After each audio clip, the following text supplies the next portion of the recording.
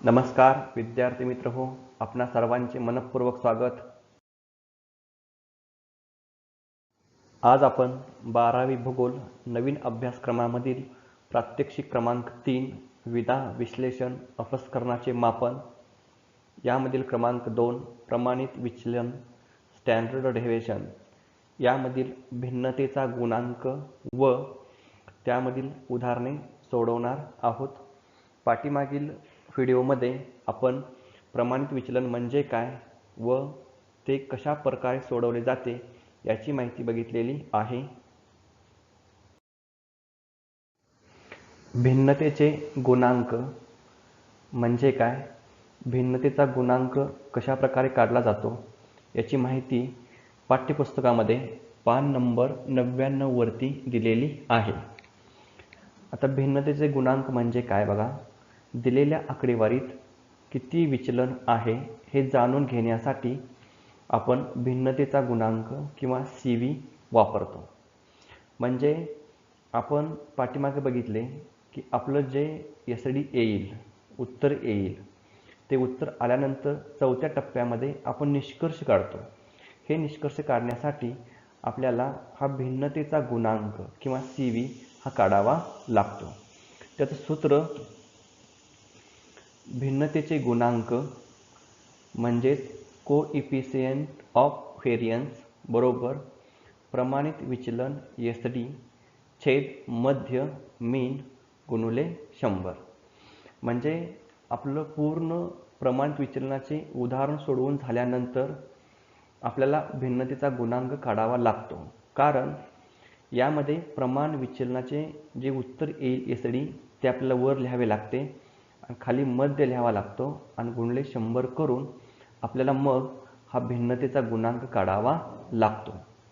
मग आता आपण एक उदाहरण घेऊन हे कशा प्रकारे सोडवले जाते ते बघूया। उदाहरणामध्ये SD 7.36 आला असेल व मध्य 57 असेल तर भिन्नतेचा गुणांक बघा। आता आपल्याकडे तर SD 7.36 आहे, म्हणजे प्रमाण विचलन आपलं 7.36 आलेलं आहे आणि जो मध्य आहे तो आपला 57 आहे, तो खाली छेदामध्ये आणि गुणिले 100।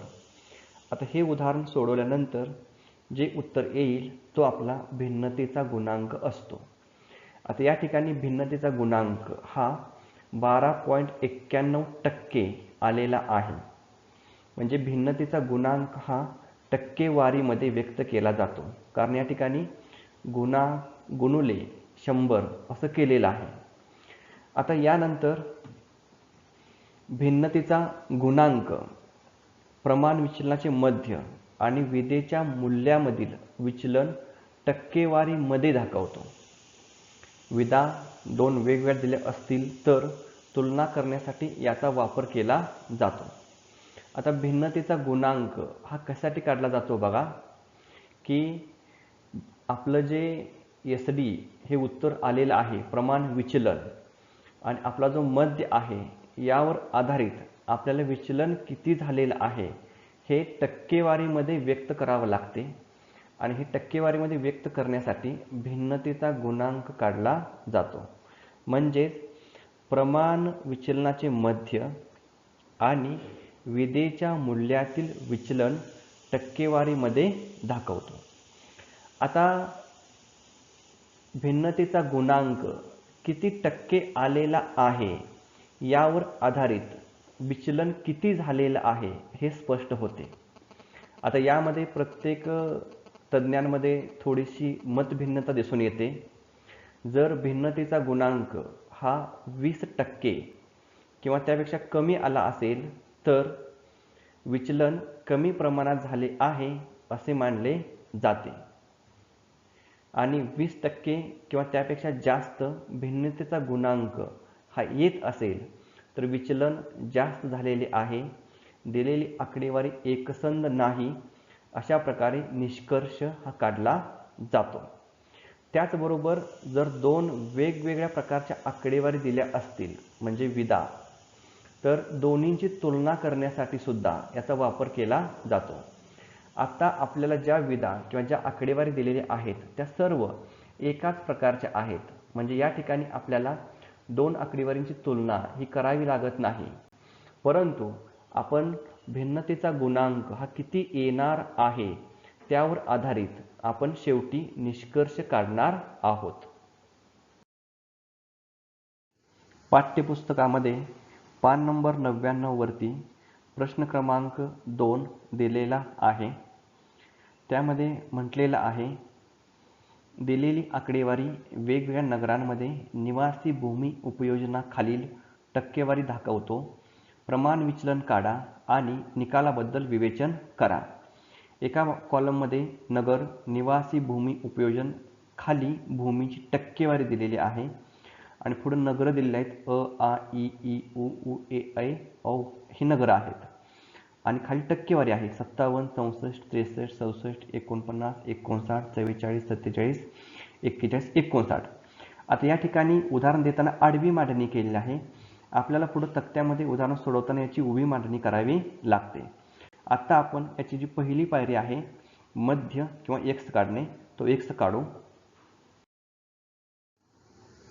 प्रथम मध्य किंवा एक्स काढताना मध्य काढण्याचे सूत्र सुरुवातीला लिहायचे. एक्स बरोबर मूल्यांची बेरीज x1, x2, x3 dash dash dash plus x9 पर्यंत असतं, म्हणजे जेवढे असतील तेवढे छेद आकडेवारीतील मूल्यांची संख्या. हे आपण पाठीमाग ज्या पद्धतीने काढलं त्या पद्धतीनेच काढायचं आहे. वरती जे आपले आकडे आहेत आपल्याला पाठीमाग उदाहरणामध्ये दिलेली 57, 64, 63, 67 या सगळ्यांची वर अंशामध्ये बेरीज करायची, छेद आकडेवारीतील मूल्यांची संख्या. एकूण आपले हे जे आकडे आहेत ते 10 आहेत. मग आता हे उदाहरण सोडवल्यानंतर अंशामध्ये बेरीज 570 येते, छेद 10. याचा भागाकार केल्यानंतर मध्य किंवा एक्स हा 57 इतका येतो. आता हा जो मध्य 57 आहे तो मध्य 57 आपल्याला पुढे तक्त्यामध्ये घ्यायचा आहे, कारण आपल्या या आकडेवारीमधून हा मध्य वजा करायचा आहे. मध्य आपला 57 आलेला आहे, हे लक्षात ठेवा. तक्त्यामध्ये बघा आपण नगर आणि निवासी भूमी उपयोजन खालील भूमीची टक्केवारी याची उभी मांडणी करून घेतलेली आहे. आपल्याला उदाहरणामध्ये ही आडवी मांडणी होती. उभी मांडणी केल्यानंतर आपल्याला हे उदाहरण सोडवणे सोयीस्कर होते. अगोदर आपण जो n आहे तो किती येतो बघू. आपल्याला हे सगळे आकडे किती दिलेले आहेत ते मोजायचे. 1, 2, 3, 4, 5, 6, 7, 8, 9, 10. म्हणजे आपला जो n आहे तो n 10 आलेला आहे. त्यानंतर आपल्याला x1 वजा x हा जो कॉलम आहे तो पूर्ण करायचा आहे. म्हणजे दिलेले हे जे 57 ही जी टक्केवारी आहे यामधून आपला जो मध्य आलेला होता तो मध्य वजा करायचा आहे. मध्य आपला 57 होता, म्हणजे पहिल्यांदा 57 वजा 57 बरोबर 0 येईल. बघा 57 वजा 57 वजा 0, 57 हा आपला मध्य आहे आणि हा 57 दिलेला आपल्याला आकडा किंवा मूल्य दिलेलं दिसतं. पुढं बघा 64 वजा 57 7 येईल. पुढं आहे 63, 63 वजा 57 6 येईल. पुढं आहे 67, 67 वजा 57 केल्यानंतर 10 येईल. त्यानंतर आहे 49, 49 वजा 57 केल्यानंतर वजा 8 येईल. त्यानंतर आहे 59, 59 वजा 57 केल्यानंतर 2 येईल. परत आहे 44, 44 वजा 57 वजा 13 येईल. परत आहे 47, 47 वजा 57 केल्यानंतर वजा 10 येईल. परत आहे 61, 61 वजा 57 केल्यानंतर 4 येईल. परत आहे 59, 59 वजा 57 केल्यानंतर 2 येईल. आता आपण मध्य हा या दिलेल्या मूल्यामधून मध्य 57 वजा केलेला आहे.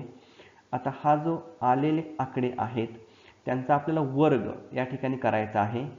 x1 वजा x कंसाचा वर्ग या ठिकाणी वर्ग करायचा. आता शून्याचा वर्ग हा 0च येतो. परत 7चा वर्ग 49, परत 6चा वर्ग 36, परत 10चा वर्ग 100, त्यानंतर -8 गुणिले -8 म्हणजे त्याचा वर्ग 64, परत 2चा वर्ग 4, 13चा वर्ग 169, परत 10चा वर्ग 100, परत 4चा वर्ग 16 आणि 2चा वर्ग 4. अशा पद्धतीने सर्व वर्ग लिहिल्यानंतर पुन्हा खाली सिग्मा काढायचा, म्हणजेच ह्या सर्व आकड्यांची बेरीज करायची. आता ही बेरीज केल्यानंतर येते बेरीज सिग्मा बरोबर 542. म्हणजे अशा पद्धतीनं आपला हा तक्ता पूर्ण झालेला आहे. आता आपल्याला पुढच्या टप्प्यामध्ये एकूण जे प्रमाणित विचलनाचे सूत्र आहे त्या सूत्रामध्ये किमती टाकायच्या आहेत आणि SD काढायचा आहे. त्यासाठी आपल्याला सिग्मा 542 हा एक आकडा लागेल आणि N 10 हा एक आकडा लागेल. हे दोन्ही लक्षात ठेवा. सुरुवातीस प्रमाणित विचलनाचे सूत्र लिहायचे. सूत्र आहे प्रमाणित विचलन SD बरोबर वर्गमुळामध्ये सिग्मा कंसात x1 वजा x कंसाचा वर्ग छेद N. आता आपण हे जे दोन्ही आहेत त्या किमती आपण काढलेल्या आहेत, त्या किमती आता सूत्रामध्ये टाकायच्या. टाकल्यानंतर बघा आपला सिग्मा आहे तो 542 आलेला होता आणि N हा आपला 10 आहे. पहिल्यांदा 542 छेद 10 ही प्रक्रिया करायची. ती केल्यानंतर 54.2 येईल. आता याचं वर्गमूळ काढायचं. वर्गमूळ काढताना आपल्याला पान नंबर 99 वरती लॉग टेबलच्या सहाय्याने वर्गमूळ काढण्याची पद्धत दिलेली आहे. मोबाईलमध्ये सुद्धा आपण काढू शकतो. ते काढल्यानंतर आपले SD किंवा प्रमाण विचलन हे 7.362 किंवा आपण फक्त 7.36 एवढे सुद्धा घेऊ शकतो. हे झाले आपले प्रमाणित विचलन. आता यानंतर आपल्याला काढायचा आहे भिन्नतेचा गुणांक. कारण हे जे SD 7.36 आलेला आहे त्यावरती आपल्याला निष्कर्ष काढायचा आहे. मग आता भिन्नतेच्या गुणांकाचे जे सूत्र आहे त्या सूत्रामध्ये आपण किमती टाकूया. बघा भिन्नतेचा गुणांक बरोबर 7.36/57. 7.36 म्हणजे काय आहे तर SD आहे आणि 57 आपलं काय होता मध्य होता आणि गुणुले 100. आता हे गणित सोडवल्यानंतर आपला भिन्नतेचा गुणांक हा 12.91% एवढा येतो. आता आलेलं SD आणि आलेला भिन्नतेचा गुणांक यावर आधारित आपल्याला निष्कर्ष काढायचा आहे. आता आपण पाठीमागे बघितलं होतं की भिन्नतेचा गुणांक हा सर्वसाधारणपणे जर 20% आतमध्ये येत असेल आणि प्रमाणित विचलन जर कमीत कमी असेल तर ती जी आकडेवारी आहे ती आकडेवारी एकसंध असते. मग आता आपण निष्कर्ष बघूया. विचलनाचे मूल्य 7.36 हे असून भिन्नतेचा गुणांक हा 12.91% असल्यामुळे विचलन एकसंध दाखवते. वेगवेगळ्या नगरांमधील निवासी भूमी उपयोजनामध्ये समानता दाखवते. म्हणजे आपल्याला उदाहरणामध्ये जी वेगवेगळ्या नगरांमधील निवासी भूमी उपयोजनाची टक्केवारी दिली होती त्यामध्ये समानता आहे, त्यामध्ये अधिक विचलन दाखवत नाही. प्रश्न क्रमांक 4 आपल्या पाठ्यपुस्तकामध्ये पान नंबर 99 वरती आहे. प्रमाण विचलनाची गणना करा व विधेचे विश्लेषण करा. शहरातील प्रभाग दिलेत आपल्याला अ, आ, इ असे आणि पदवीधारकांची टक्केवारी दिलेली आहे. म्हणजे प्रत्येक प्रभागानुसार किती टक्के लोक ही पदवीधर आहेत त्यांची टक्केवारी दिलेली आहे. आता आपण पहिल्यांदा एक्स किंवा मध्य काढणार आहोत, पण त्याच्या अगोदर बघा ह्यामध्ये जी टक्केवारी दिलेली आहे ती 3.4, 2.3, 5.6, 7.8 अशी पॉईंटमध्ये दिलेली आहे. त्यामुळे आपण ज्यावेळेस वजाबाकी करेल किंवा जो वर्ग करेल त्यावेळेस आपल्याला खूप काळजीपूर्वक करावी लागणार आहे. पॉईंटमध्ये असल्यामुळे एक जरी आपली पायरी चुकली तर पूर्ण उत्तर चुकण्याचा धोका आहे. तर आपण सुरुवातीला एक्स किंवा मध्य काढू. प्रथम मध्य किंवा एक्स काढताना जे सूत्र आहे ते सूत्र सुरुवातीला लिहायचं. x बरोबर मूल्यांची बेरीज छेद आकडेवारीतील मूल्यांची संख्या. आता आपली जी मूल्य आहेत ते सगळी मूल्य अंशामध्ये लिहायची आणि खाली आकडेवारीतील मूल्यांची संख्या n लिहायची. आता आपण बघितलं तर आकडे आपले बघा 3.4, 2.3, परत 5.6, 7.8, 10.0, 12.2, 8.4, 5.6 आणि छेद 8 आहेत, कारण एकूण आकडेवारीतील मूल्यांची संख्या n आपली 8 आहे. आता अंशातील जे आकडे आहेत त्यांची बेरीज करायची. ही बेरीज केल्यानंतर 55.3 इतकी बेरीज येते. त्यास 8 ने भागायचे. ते भागल्यानंतर आपला मध्य किंवा x येतो. हा मध्य किंवा x हा 6.9125 इतका आलेला आहे. बघा, आता हा मध्य घेऊन आपल्याला तक्ता पूर्ण करायचा आहे. आता तक्ता पूर्ण करताना आपल्याला हे 6.9125 हे सर्व आकडे घ्यायचे आहेत आणि मगच वजाबाकी करायची आहे, अन्यथा आपले उत्तर चुकू शकते. आत्ता आपण तक्ता पूर्ण करू.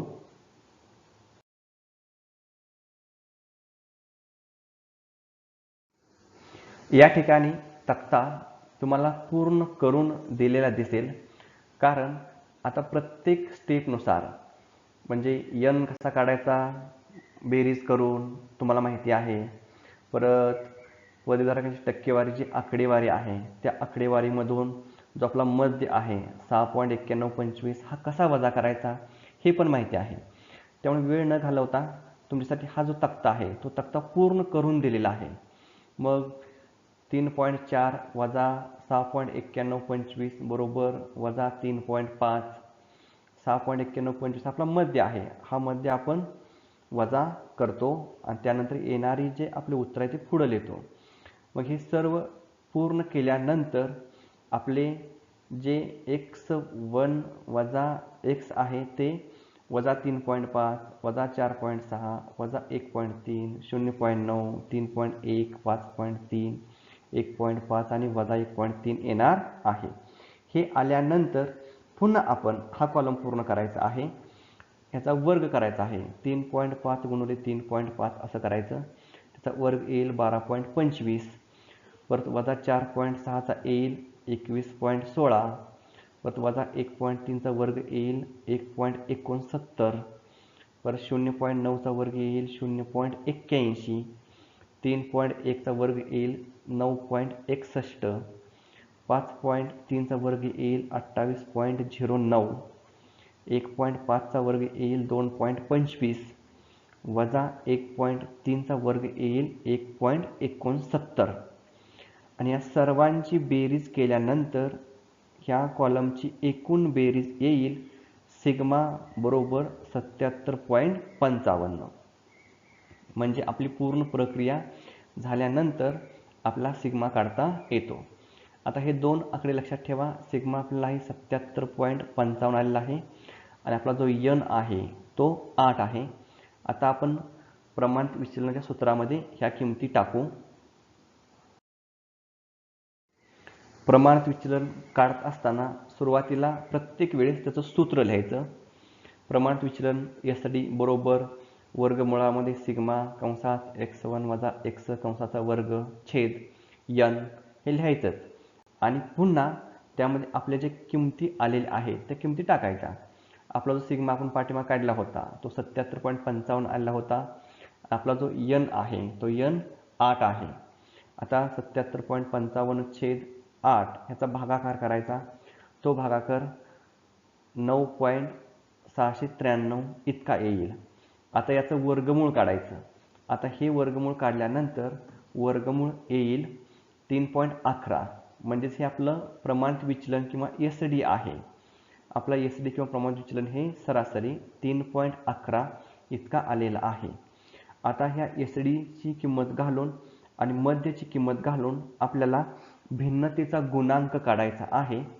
आपण भिन्नतेच्या गुणांकामध्ये प्रत्यक्ष आकडे घालून हे उदाहरण सोडवणार आहोत. भिन्नतेचा गुणांक बरोबर 3.11 छेद 6.91 गुणिले 100. 3.11 हा आपला SD आहे आणि 6.91 हा आपला मध्य आहे. गुणुले 100. हे सोडवल्यानंतर आपलं जे उत्तर आहे ते उत्तर हे 45% इतकं येणार आहे. म्हणजे आपला भिन्नतेचा गुणांक हा 45% इतका येतो आणि प्रमाणित विचलन 3.11 आहे. यावर आधारित आपल्याला निष्कर्ष काढायचा आहे.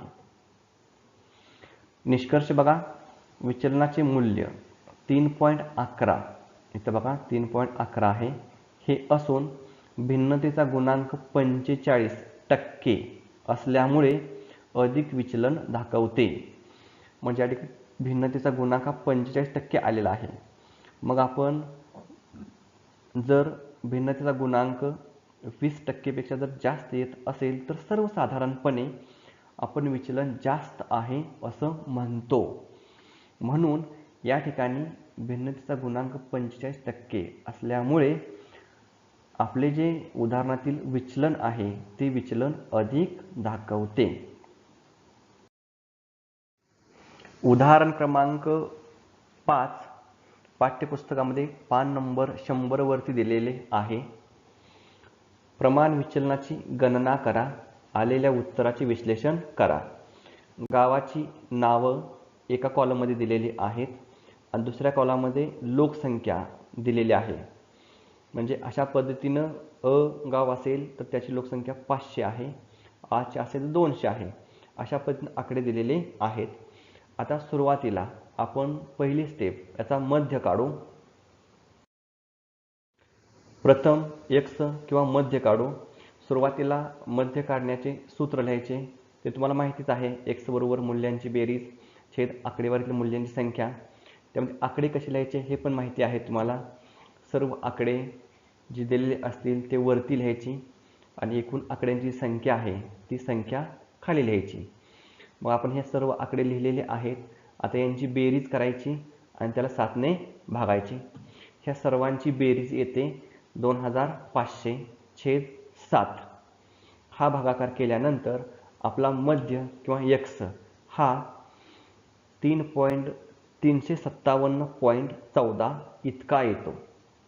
आता बघा, मध्य x हा आपला 357.14 इतका घेतलेला आहे. जर आपण तुम्ही गणित सोडवलं असेल तर बघा 357.1429 असा येतो. परंतु आपण पॉईंटच्या पुढचे फक्त 2 अंक घेतलेले आहेत. कारण पुढे ज्यावेळेस आपण तक्ता पूर्ण करू त्यावेळेस आपल्याला वजाबाकी करताना थोड्या अडचणी येणार आहेत. कारण आपल्याला मोबाईलमधील कॅल्क्युलेटर हे वापरण्यास परवानगी नाही. मग आता आपण मध्य x 357.14 घेऊन पुढील तक्ता पूर्ण करू. तक्ता हा पूर्ण सोडवून दिलेला तुम्हाला पुढे दिसत असेल. कारण प्रत्येक स्टेप ही कशा पद्धतीने करायची हे तुम्हाला माहिती आहे, त्यामध्ये वेळ घालवून चालणार नाही. तर सुरुवातीला गावाचे नाव मध्ये एकूण जी गावांची संख्या आहे म्हणजे n आहे, तो n जो आहे तो आपला किती आहे 7 आहे. त्यानंतर आपण लोकसंख्येची आकडेवारी लिहितो दुसऱ्या कॉलममध्ये. परत x1 वजा x करतो म्हणजे 500 वजा जो मध्य आहे तो वजा करतो. तर आपला जो मध्य आहे तो 357.14 आहे. तो या प्रत्येक आकडेवारीतून वजा केलेला आहे. मग 500 वजा 357.14 केल्यानंतर बरोबर 142.86. म्हणजे फक्त आपण पॉईंटच्या पुढचे 2 अंक घेतलेले आहेत. मग सर्व वजाबाकी केल्यानंतर आपले जे आकडे आहेत ते 142.86 वजा 157.14 वजा 57.14 42.86 वजा 107.14 वजा 7.14 142.86 असे येणार आहेत. आता यांचा आपला वर्ग करायचा आहे. वर्ग करताना आपण काय करतो, 142चा वर्ग करायचा असेल तर 142.86 गुणुले 142.86 असं करतो आणि जो वर्ग आहे तो आपण शेवटच्या कॉलममध्ये लिहितो. मग जो वर्ग आहे तो किती येतोय बघा 20,408.9796. आपण यामध्ये 4 आकडे पूर्ण घेतलेले आहेत कारण उत्तर म्हणजे चुकू नये, आपला सिग्मा चुकू नये किंवा नंतर शेवटी एसडी चुकू नये म्हणून 4 अंक आपण पॉईंटच्या पुढचे घेतलेले आहेत. मग पहिला आपल्याला आहे वर्ग 20,408.9796. दुसरा आहे 24,692.9796. परत आहे 32,64.9796. परत आहे 18,36.9796. परत आहे 11,478.9796. नंतर 50.9796. परत आहे 20,408.9796. पॉईंटच्या पुढे 9796 हे सगळ्यांना कॉमन आहे. आता आपल्याला ह्या सर्वांची जर बेरीज केली ह्या पूर्ण कॉलमची, तर बेरीज केल्यानंतर सिग्मा बरोबर 82,142.8572 इतका येणार आहे. म्हणजे या ठिकाणी पॉईंटमध्ये उत्तर किंवा पॉईंटमध्ये आकडे हे जास्त प्रकारचे आलेले आहेत. आता आपल्याला प्रमाणित विचलनाच्या सूत्रामध्ये ह्या किमती टाकायच्या आहेत. तर आपला सिग्मा लक्षात ठेवा की 82,142.8572 आहे आणि n हा आपला 7 आहे. सुरुवातीस प्रमाणित विचलनाचे सूत्र लिहायचे. हे सूत्र तुमच्या आता पाठ झाला असेल. प्रमाणित विचलन SD बरोबर वर्गमुळामध्ये सिग्मा x1 वजा x कंसाचा वर्ग छेद n. आता ह्या जी किमती आपण काढलेल्या आहेत त्या सूत्रामध्ये टाकायच्या. टाकल्यानंतर बघा आपला सिग्मा होता 82,142.8572 छेद n आपला 7 आहे. पहिल्यांदा भागाकार करायचा. तो भागाकार केल्यानंतर आपला भागाकार येतो वर्गमुळामध्ये 11,734.6938. याचं वर्गमूळ काढायचं. वर्गमूळ काढल्यानंतर आपला SD किंवा प्रमाणित विचलन येतं.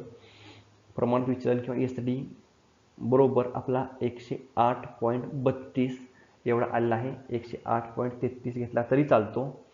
मग आता हा SD आल्यानंतर आता आपल्याला भिन्नतेचा गुणांक काढायचा आहे. आपण डायरेक्ट भिन्नतेच्या गुणांकामध्ये किमती टाकणार आहोत. भिन्नतेचा गुणांक बरोबर 108.32 छेद 357.14 गुणिले 100. 108.32 हा आपला SD आहे छेद 357.14 हा आपला मध्य आहे गुणिले 100. हे सोडवल्यानंतर आपला भिन्नतेचा गुणांक मिळतो. तो येतो 30.33%. मग आता प्रमाणित विचलनाचे आकडे आणि भिन्नतेचा गुणांक याचे आकडे यावर आधारित निष्कर्ष काढायचा. हा जो निष्कर्ष आहे तो कसा येतो बघा.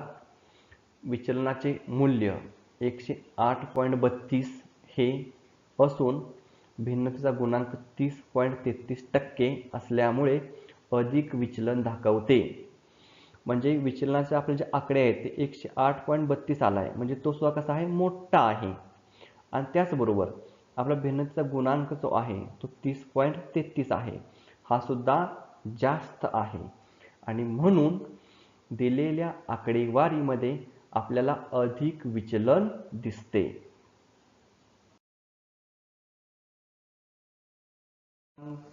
प्रश्न क्रमांक 6 आपल्याला पान नंबर 100 वर दिलेला आहे. खालील विदा म्हणजे आकडेवारी शिमला येथील 10 वर्षातील पहिल्या हिमवृष्टीचा दिवस उदाहरणार्थ 291वा दिवस दर्शविते. या दिवसांच्या कक्षेची गणना करा. तसेच मध्य व प्रमाण विचलनाची गणना करा व आलेल्या उत्तराचे विश्लेषण करा. म्हणजे आपल्याला हे पूर्ण शेवटच्या स्टेपपर्यंत हे उदाहरण सोडवायचे आहे. सुरुवातीला आपण याचा मध्य किंवा x काढू. सुरुवातीस मध्य x काढताना त्याचं सूत्र लिहायचं. x बरोबर मूल्यांची बेरीज छेद आकडेवारीतील मूल्यांची संख्या n. ज्या पाठीमागे उदाहरण दिले आहेत त्या किमती किंवा मूल्य ही सर्व घालायची. आपल्याला आकडे दिले होते 291, 299, 279, 302 अशा प्रकारचे आहेत. छेद एकूण आकडेवारीतील मूल्यांची संख्या n हा आपला 10 आहे. आता ह्यांची बेरीज करायची आणि त्याला 10 ने भागायची.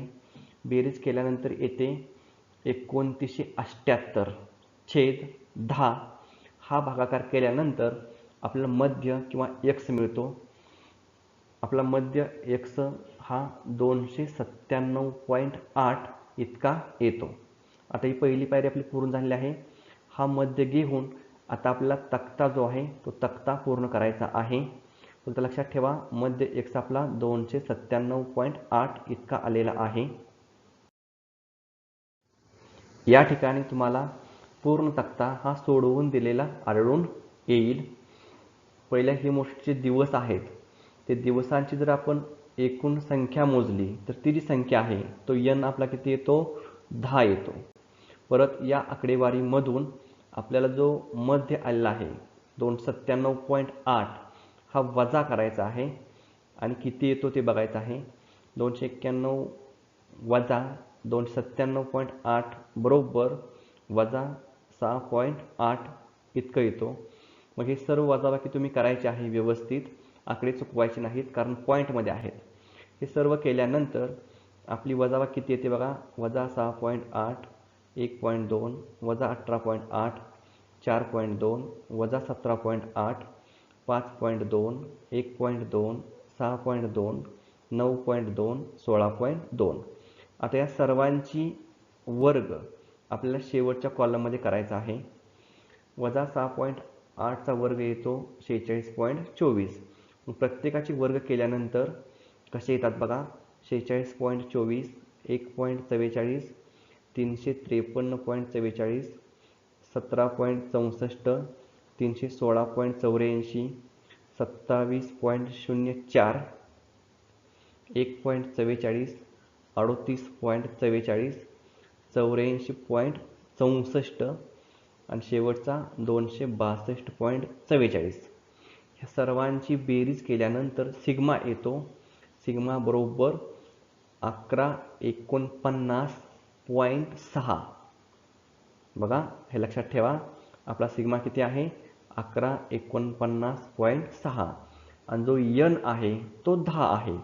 आता या ज्या किमती आहेत त्या आपण प्रमाणित विचलनाच्या सूत्रामध्ये टाकू आणि प्रमाणित विचलन काढू. प्रमाणित विचलनाचे सूत्र सुरुवातीला लिहायचे.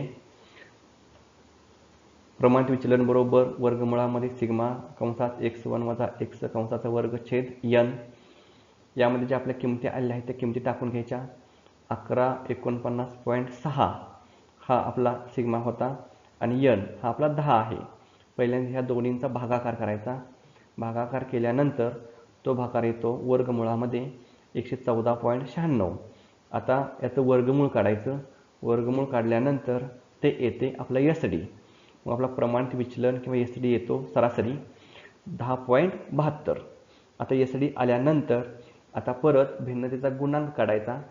आपण डायरेक्ट त्यामध्ये किमती लिहायच्या आणि भिन्नतेचा गुणांक किती येतो ते बघायचे. भिन्नतेचा गुणांक बरोबर 10.72 छेद 297.8 गुणिले 100. 10.72 हा आपला SD आहे आणि 297.8 हा आपला मध्य आहे गुणिले 100. हे सोडवल्यानंतर आपला भिन्नतेचा गुणांक येतो 3.6%. भिन्नतेचा गुणांक किती आहे बघा 3.6%. आता SD 10.72 आणि भिन्नतेचा गुणांक 3.6% यावर आधारित आपल्याला निष्कर्ष काढायचा आहे. उत्तराचे विश्लेषण किंवा निष्कर्ष कसा येतो बघा. विचलनाचे मूल्य 10.72 हे असून भिन्नतेचा गुणांक 3.6% असल्यामुळे कमी विचलन दाखवते. शिमला येथील 10 वर्षातील हिमवृष्टीमध्ये कमी विचलन आढळते. म्हणजे याचा निष्कर्ष असा येतो की शिमला या ठिकाणी जी हिमवृष्टी झालेली आहे त्यामध्ये फारसा बदल आढळत नाही. गेल्या 10 वर्षामध्ये सरासरी हिमवृष्टी ही सारखीच झालेली आढळून येते. प्रश्न क्रमांक 7 हे आपल्या प्रमाणित विचलनामधील शेवटचे उदाहरण आहे. ते सुद्धा पान नंबर 100 वरती आहे. खालील आकडेवारीनुसार विभिन्न वर्षातील डिसेंबर महिन्यात चेन्नईतील पर्जन्यवृष्टीचे दिवस दिले आहेत. प्रमाण विचलन काढा आणि उत्तराचे विश्लेषण करा. वर्ष एका कॉलममध्ये दिले आहेत आणि दुसऱ्या कॉलममध्ये डिसेंबरमध्ये पावसाचे दिवस. तुम्हाला माहिती असलेच की चेन्नईला आपल्याकडे डिसेंबरमध्ये पाऊस पडतो म्हणजे हिवाळ्यात पाऊस पडतो. आता वर्ष दिलेत 1967 पासून क्रमानं आहेत. 67, 68, 69, 70, 71, 72, 73, 74 असे एकूण 81 पर्यंत आहेत. आणि एका बाजूला आपल्याला पावसाचे दिवस, किती दिवस पाऊस पडला हे दिलेले आहेत. आता आपण पहिली स्टेप एक्स किंवा मध्य काढू. एक्स किंवा मध्य काढताना सूत्र एक्स बरोबर मूल्यांची बेरीज छेद आकडेवारीतील मूल्यांची संख्या. यामध्ये दिलेल्या उदाहरणातील जे आकडे आहेत ते आकडे अंशामध्ये लिहायचे, खाली एकूण आकडेवारीतील मूल्यांची संख्या लिहायची. हे लिहिल्यानंतर पुन्हा त्यांची बेरीज करायची. बेरीज येते 144/15. 15 हे आपले काय मूल्यांची संख्या आहे. 144/15 याचा भागाकार करायचा, मग आपला मध्य मिळतो. मध्य एक्स बरोबर 9.6 इतका येतो. आता हा 9.6 मध्य आल्यानंतर तो दिलेल्या मूल्यांमधून वजा करायचा. पुढील तक्त्यासाठी आपला मध्य 9.6 आहे हे लक्षात ठेवा.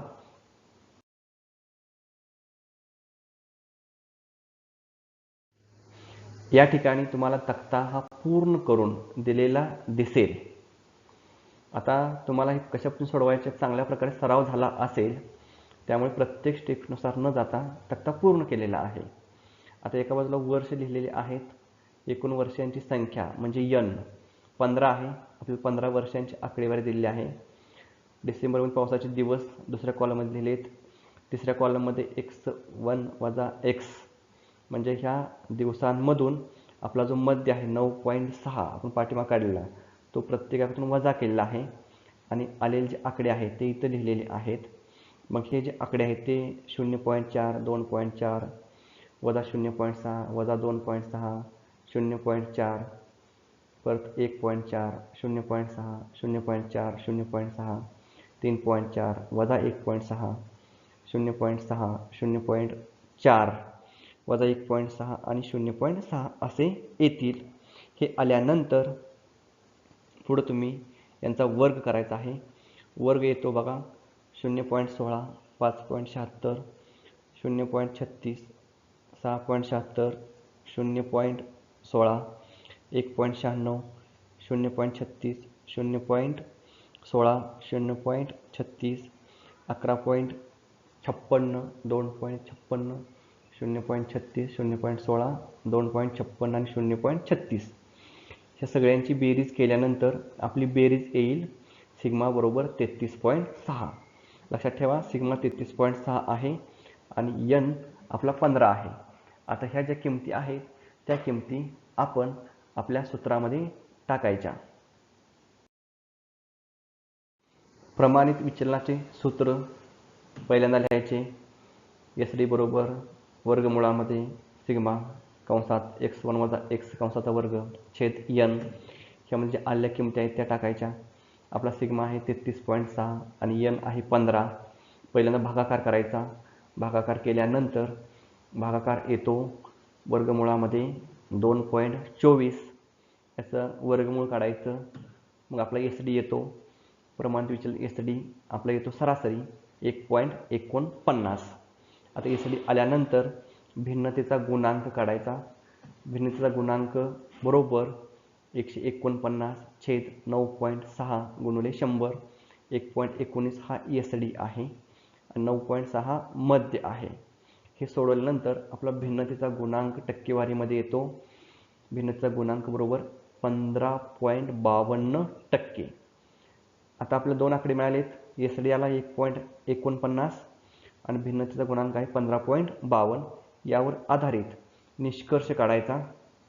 निष्कर्ष येतो विचलनाचे मूल्य 1.49 हे असून भिन्नतेचा गुणांक हा 15.52% असल्यामुळे कमी विचलन दाखवते. डिसेंबर महिन्यामध्ये चेन्नईतील पर्जन्यवृष्टीमध्ये कमी विचलन दिसून येते. म्हणजे या ठिकाणी जो आपला टक्केवारी आहे भिन्नतेचा गुणांक हा 15.52 आलेला आहे म्हणजे तो कमी आहे आणि SD सुद्धा 1.49 आहे म्हणजे तो सुद्धा कमी आहे आणि म्हणून विचलन कमी प्रमाणात दाखवते. म्हणजेच डिसेंबर महिन्यात चेन्नईमध्ये पर्जन्यवृष्टीमध्ये कमी विचलन दिसून येते. म्हणजे कमी म्हणजे दिवसांमध्ये म्हणजे जास्त प्रमाणात विचलन झालेलं नाही. पाऊस सरासरी तेवढ्याच दिवसांमध्ये पडलेला आढळून येतो.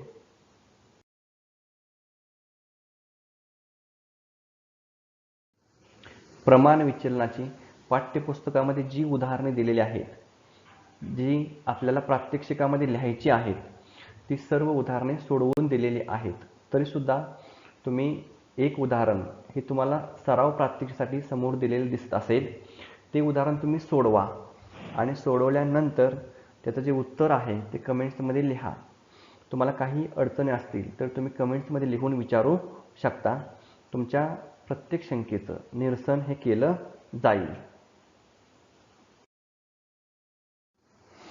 पुढच्या व्हिडिओमध्ये आपण प्रात्यक्षिक क्रमांक 4 विधा विश्लेषण गुणानुक्रम सहसंबंध यामधील स्पियरमनचा गुणांक सहसंबंध याची माहिती घेणार आहोत. तोपर्यंत सर्वांना धन्यवाद. थँक्यू.